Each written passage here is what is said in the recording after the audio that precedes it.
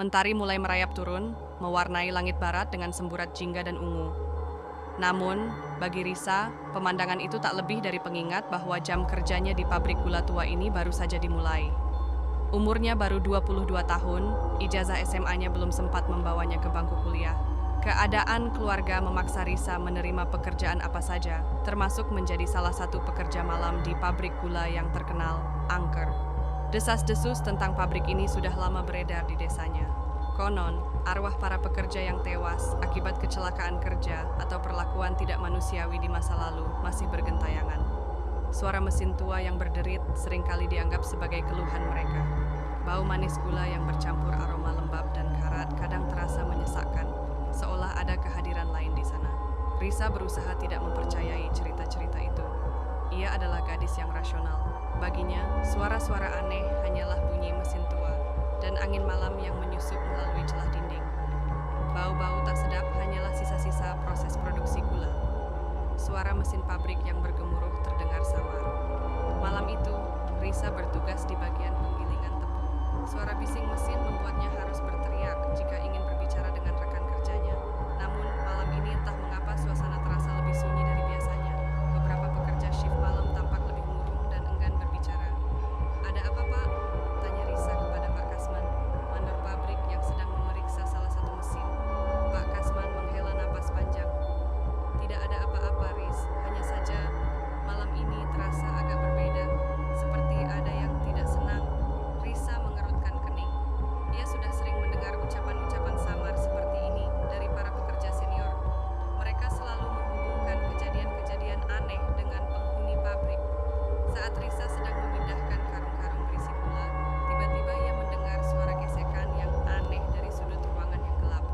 Bukan suara mesin, melainkan seperti sesuatu yang diseret di atas lantai semen. Bulu kuduk Risa berdiri. Ia menoleh cepat, namun tidak ada siapapun di sana. Hanya tumpukan karung dan bayangan yang menari-nari diterpa cahaya lampu yang remang-remang. Terdengar suara gesekan pelan yang semakin lama semakin jelas.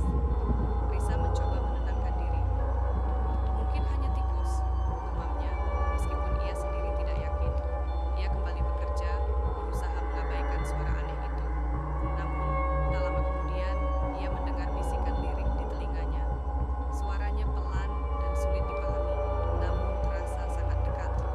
Risa terlonjak kaget dan menoleh ke sekeliling. Ia sendirian. Terdengar bisikan lirik yang tidak jelas artinya. Jantung Risa berdegup kencang.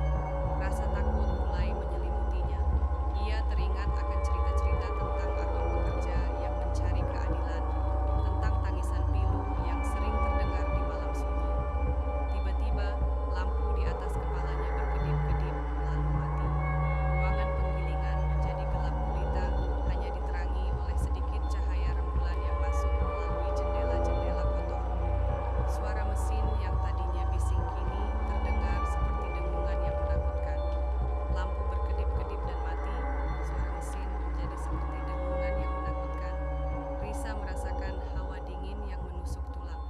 Ia merapatkan jaketnya dan mencoba mencari jalan keluar.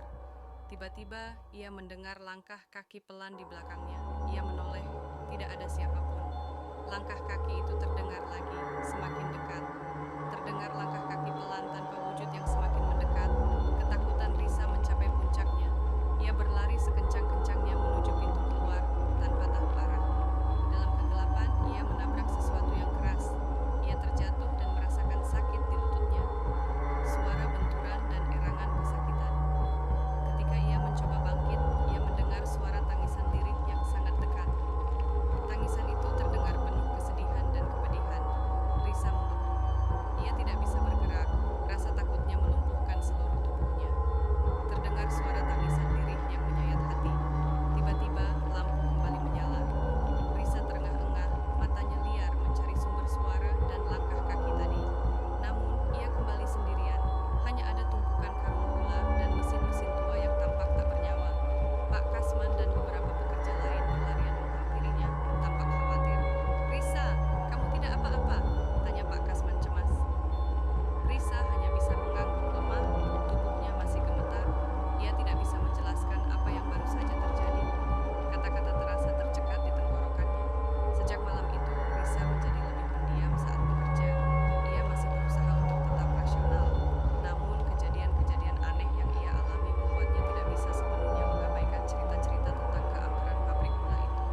mulai memperhatikan